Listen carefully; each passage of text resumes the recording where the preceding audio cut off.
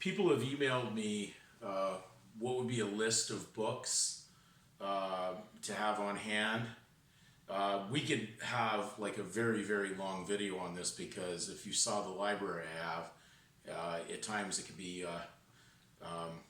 viewed as quite intense, the amount of research that's gone on. But we're just going to deal with some key books that I would, of course, would be using as reference.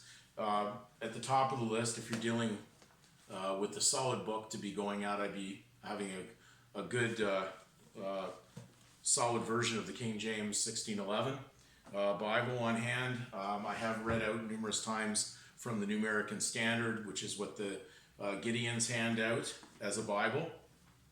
Of course, too, I would also be looking to reference a Strong's Concordance.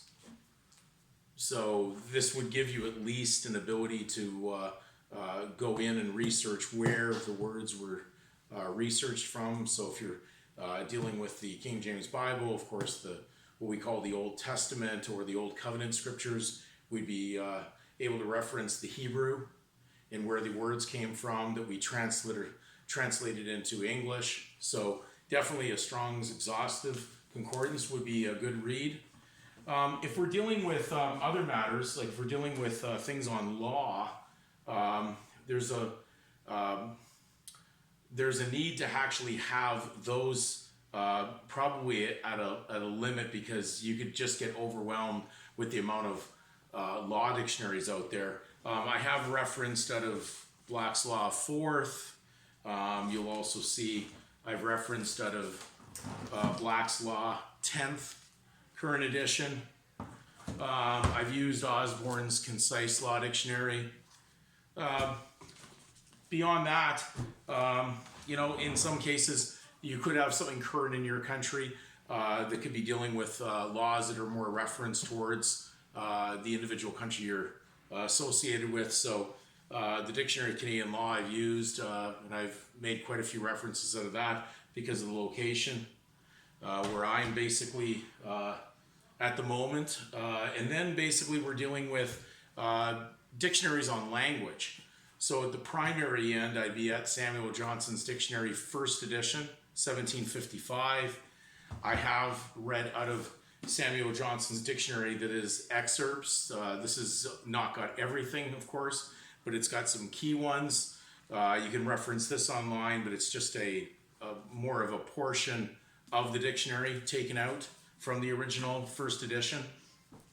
Could be going into Webster's. I have numerous Webster's. I'm just showing this one as a reference. I've quoted out of this numerous times.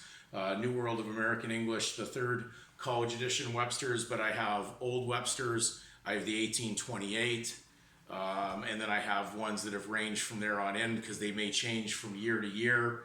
I've also dealt with reading out of, there's a 22 volume set of the Oxford. This is the compact edition of the Oxford English Dictionary, but there's actually 2 volumes to this. Very small print, so other than having this in its condensed form, you could be investing into 22 or more volumes.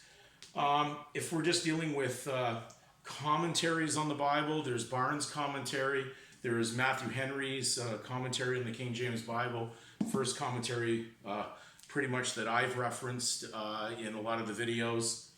If you're dealing with basically some subject matters on law, I've read out of Corporate Suretyship. Very hard to find book. You may find someone who's PDF'd it online, but it is the McGraw-Hill Insurance Series, Corporate Suretyship, author Christ. I've also read out of Be Your Own Liar, Be Your Own Lawyer. So this one was basically published in the late 1800s. I think it was discontinued somewhere around 1910. There's also, I've read out of the Theory of Money.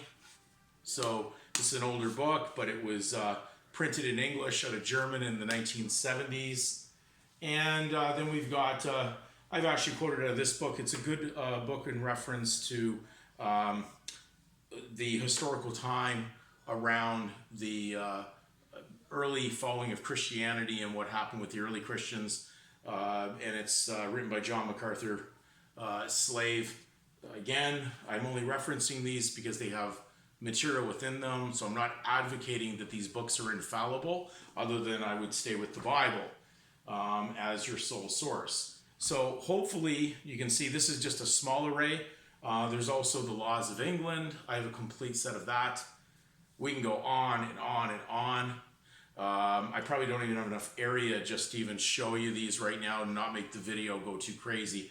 But if you get your hands on at least what you've seen in this video, you will have a good start because they give you the mind of what you're surrounded with if you're talking about the legal system, and when you're talking about truth versus the fiction of man's world, then certainly the Bible is your solid source on separating those two categories. So hopefully we've helped you out on this video, and hopefully I've helped out the party who has made the request for me to do this video, and you're able to make note of the books that you could possibly have in your library.